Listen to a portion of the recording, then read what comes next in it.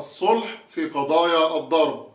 يجوز للمجني عليه أن يتقدم بطلب الصلح في جنحة الضرب حسب التعديلات القانونية، فيتقدم المجني عليه إلى النيابة العامة بطلب الصلح إذا كانت أوراق القضية تنظر أمام النيابة العامة.